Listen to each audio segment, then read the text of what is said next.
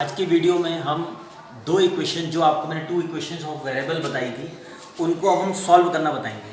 पहले के वीडियो में मैंने आपको ये बताया था कि जो इक्वेशंस होती हैं उनकी कौन से क्राइटेरिया होते हैं या कौन सी कंडीशन होती है जब इक्वेशन को सॉल्व किया जाता है। आज हम उससे आगे इक्वेशन को सॉल्व करना सीखेंगे। तो to solve the linear equation with two variable, type मैंने आपको पहले भी डिस्कस किया था पहले के वीडियो में, तो टाइप आपका एज यूजुअल रहेगा।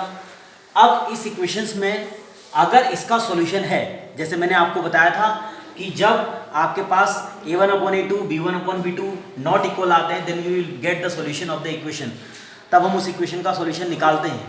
तो उनको किस तरह से सॉल्व किया जाता है उसके लिए हमारे पास 4 मेथड्स होते हैं। तो there are 4 method to solve the linear equation with two variable.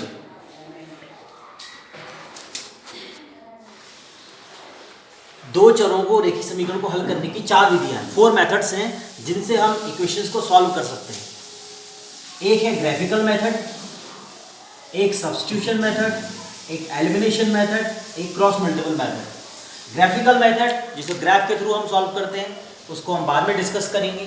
बाकी जो 3 मेथड हैं सब्स्टिट्यूशन, एलिमिनेशन और क्रॉस मल्टीपल, सब्स्टिट्यूशन को हिंदी में प्रतिस्थापन कहते हैं, एलिमिनेशन को विलोपन कहते हैं और क्रॉस मल्टीपल को वज्रगुणन कहते हैं। तो ये लास्ट के 3 मेथड्स हैं, 3 मेथड्स, इनको हम कहते हैं एल्जेब्रिक मेथड, बीजगणितीय विधि। एल्जेब्रिक मेथड के थ्रू हम पहले सॉल्यूशन करना बता रहे हैं। उसमें सबसे पहले हम मेथड ले रहे हैं सब्स्टिट्यूशन मेथड।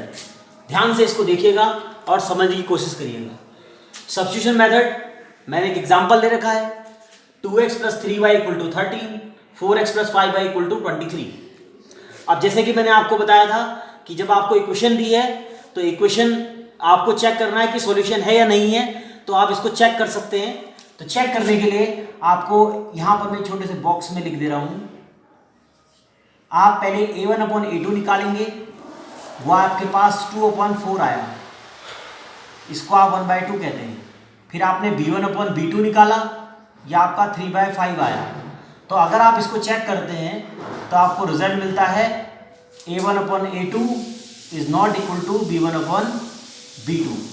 और जब ये कंडीशन आती है तो इस केस में क्वेश्चन का सॉल्यूशन होता है, जो मैंने आपको बताया था। अगर ये कंडीशन नहीं आएगी तो क्वेश्चन का सॉल्यूशन पॉसिबल नहीं होगा, फिर आप उस क्वेश्चन को सॉल्व नहीं करेंगे। तो आप इसको रफली चेक कर सकते हैं या क्वेश्चन के स्टार्टिंग में चेक कर सकते हैं, जिससे कि आपको आगे क्वेश्चन सॉल्यूशन ना करना पड़ सकते, क्योंकि हो सकता है कभी कोई क्वेश्चन ऐसी दी जाती है कि उनका सॉल्यूशन पॉसिबल ना हो, आप वैल्यू सब्स्टिट्यूट करते जाएंगे, बाद में पता लगेगा उसका आंसर नहीं आ रहा है। तो उससे पहले ये नेसेसरी है कि आप इस कंडीशंस को चेक कर लीजिए। इसके लिए मैंने आपको a1/a2 यानी कि x कोएफिशिएंट पहला a1, ये a2, ये b1/b2, ये नॉट इक्वल टू आने पर ही आप इक्वेशन को सॉल्व करेंगे बाय एनी मेथड। तो अब हम उसके आगे आते हैं। तो सबसे पहले हम इक्वेशन, आप इसमें जब हम सब्स्टिट्यूशन मेथड पढ़ते हैं, सब्स्टिट्यूशन का मतलब होता है किसी एक की वैल्यू को दूसरी जगह पर सब्स्टिट्यूट करना, यानी कि उसे प्रतिस्थापित करना। जैसे हमारे पास x और y दो वैल्यूज हैं, अब हम क्या करेंगे, हम इन दोनों में से किसी भी एक इक्वेशंस को लेके एक वेरिएबल की वैल्यू को दूसरे वेरिएबल के टर्म्स में ट्रांसफॉर्म करेंगे। चाहे आप x की वैल्यू निकालिए, चाहे आप y की वैल्यू निकालिए, यानी कि आपने x की वैल्यू को y के टर्म्स में या y की वैल्यू को x के टर्म्स में निकालना है। तो उसके लिए आप इक्वेशन 1 का भी यूज कर सकते हैं, इक्वेशन 2 का भी यूज कर सकते हैं। तो मैं पहले इक्वेशन 1 का यूज कर रहा हूं। अब ये ध्यान रखना है कि अगर मैंने इक्वेशन 1 ली है तो उसमें से जो भी वैल्यू सब्स्टिट्यूट करूंगा उसको मैं सेकंड इक्वेशन में सब्स्टिट्यूट करूंगा। अगर मैंने सेकंड इक्वेशन ली है तो जो वैल्यू मैं निकालूंगा उसको पहली इक्वेशन में सब्स्टिट्यूट करूंगा। तो सब मैंने इक्वेशन 1 ली है, बाय इक्वेशन 1 लिया मैंने 2x + 3y = 13। यहां पर मैं x को सब्स्टिट्यूट करना चाह रहा हूं, यानी कि x को y के टर्म्स में सब्स्टिट्यूट करना चाह रहा हूं। आप y को भी निकाल सकते हैं, अगर y को निकालेंगे तो x को ट्रांसफॉर्म करेंगे। तो इसमें से कोई भी वैल्यू आप निकाल सकते हैं जो इजीली निकल सके। तो मैंने 3y को ट्रांसफॉर्म किया है, 2x = 13 - 3y। उसके बाद आपको पता है जब हम मल्टीप्लाई में कोई वैल्यू होती है डिवाइड में जाती है, तो x = 13 - 3y/2। यहां पर मैंने x की वैल्यू को y के टर्म्स में फाइंड आउट कर लिया है। दैट इज द सब्स्टिट्यूशन, ये इसका मेन बेस है। ये प्रोसेस आप किसी भी इक्वेशन से कर सकते हैं, लेकिन जिस इक्वेशन से करेंगे उसको फिर दूसरी इक्वेशन में सब्स्टिट्यूट करना पड़ेगा। तो मैंने x की वैल्यू निकाली है, आप y की वैल्यू को भी निकाल सकते हैं। आ गया समझ में? तो अब हम फिर आगे चलते हैं। अब हम इसको सब्स्टिट्यूट करेंगे। तो मैंने लिखा substitute the value of x in equation 2, क्योंकि मैंने इक्वेशन 1 का यूज किया था और वहां से x की वैल्यू निकाली थी, तो इसलिए अब मैं इक्वेशन 1 नहीं ले सकता और मैं उस इक्वेशन उसकी वैल्यू को इक्वेशन सेकंड में सब्स्टिट्यूट करूंगा। तो जो हमने इक्वेशन x निकाली है, x की वैल्यू से इक्वेशन थर्ड में आप मान लेंगे। अब आप इस x की वैल्यू को इक्वेशन सेकंड में सब्स्टिट्यूट करेंगे। तो इक्वेशन सेकंड लिखी मैंने 4x + 5y = 23। 4 as usual x की वैल्यू रख दी है और बाकी एज यूजुअल लिखा है। ये 4 ऊपर मल्टीप्लाई में है, 2 डिवाइड में है, तो 2 से 4 कैंसिल हो जाएगा। अगर कैंसिल नहीं होगा तो आप इसको अंदर इंटू कर सकते हैं, बाद में एलसीएम लेके इसको सिंपलीफाई कर सकते हैं। फिलहाल यहाँ पर 2 से 4 कैंसिल हो रहा है, 2 2 जा 4, 2 आ गया एज यूजुअल, फिर 2 से मल्टीप्लाई हुआ, 13 2 जा 26, 2 3 जा 6 -5y। अब इन दोनों पार्ट्स को मैंने सॉल्व किया और कांस्टेंट टर्म्स को मैं उधर ट्रांसफॉर्म कर रहा हूँ। -6y में से 5y माइनस हुआ तो 1y बचा माइनस का, क्योंकि माइनस की वैल्यू बड़ी है, जिसकी वैल्यू बड़ी होती है उसी का साइन आता है और अपोजिट वैल्यू हमेशा आपस में माइनस होती है, सब्सट्रैक्ट होती है। तो -y यहाँ 23 में से 26 माइनस करेंगे, अपोजिट है 3 आएगा, लेकिन ग्रेटर वैल्यू 26 में नेगेटिव है तो नेगेटिव वैल्यू आएगी, माइनस से माइनस कैंसिल आउट हो जाएगा, आपके पास y हो जाएगा 3। तो आपको यहाँ से y की वैल्यू फाइंड आउट हो गई। अब हमें x की वैल्यू निकालनी है, तो जो हमने इक्वेशन 3 प्रिपेयर की है वहां पर हम इस y की वैल्यू को सब्स्टिट्यूट कर देते हैं।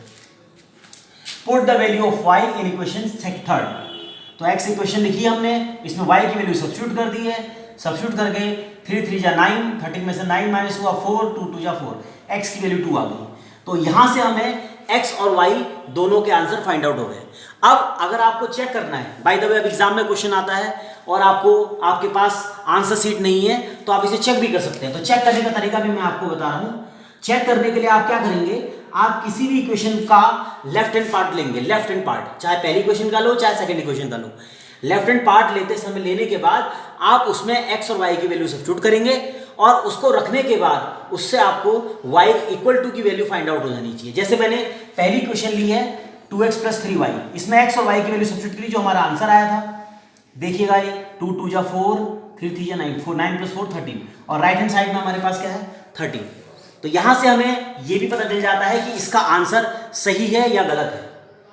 तो सब्स्टिट्यूशन मेथड में बस आपको इस चीज का ध्यान रखना है कि हमें इसमें वैल्यू को सब्स्टिट्यूट करना है। सब्स्टिट्यूट का मतलब होता है चाहे आप x वेरिएबल को y के टर्म्स में निकालिए, चाहे y वेरिएबल को x के टर्म्स में निकालिए, किसी भी वैल्यू को किसी के टर्म्स में भी ट्रांसफॉर्म किया जा सकता है। और चेक करने के लिए आप पहले इस क्राइटेरिया का यूज कर लीजिए।